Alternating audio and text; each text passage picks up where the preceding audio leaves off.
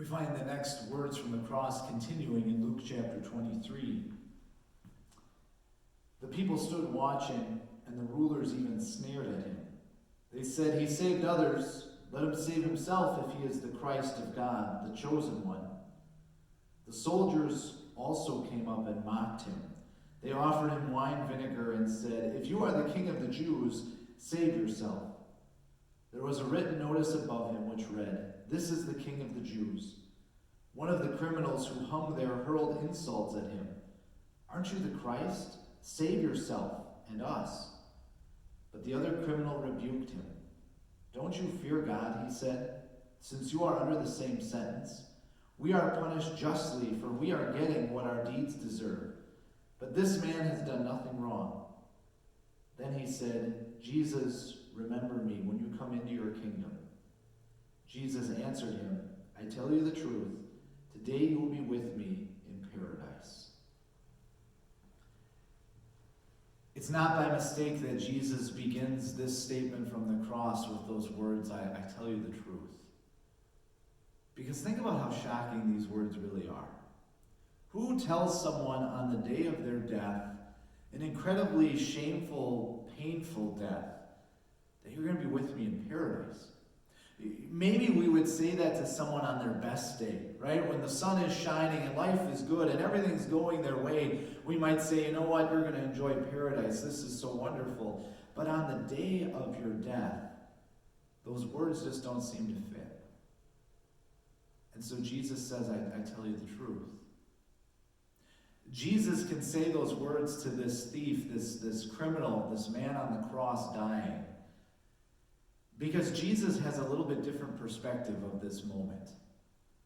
Jesus has an eternal perspective. And that means that he has seen himself as the lamb who would be slain from before the creation of the world.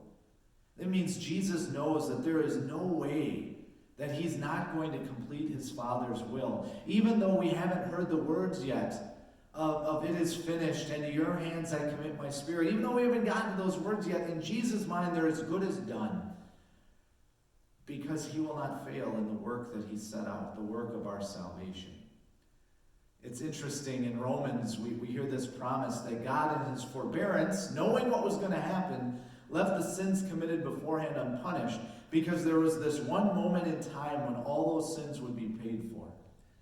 And maybe for this man on the cross, it's neat to think about, well, he only left them in forbearance for another hour or two. And then they were punished in that moment, and Jesus knew it. And so he told him, "You'll be with me in paradise."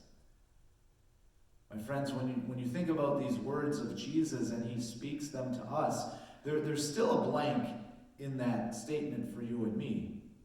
Jesus tells you, I tell you the truth, you'll be with me in paradise, but there is that one blank, isn't there? There's no today yet, as far as we know. And Jesus might not wake us up that morning and tell us, "Today you'll be with me in paradise," and that's probably okay. But think about that. Don't be afraid. Don't be afraid of whenever that today finally comes, if our Savior doesn't return first. Don't be afraid, because your Savior's promise to you is today's the day you're going to be with me in paradise.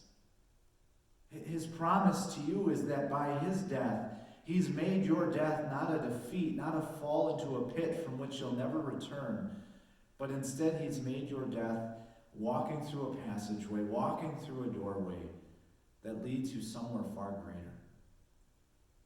Whenever it is that the Lord fills in that blank for me and for you, that today, make sure we hear the rest of what Jesus has to say.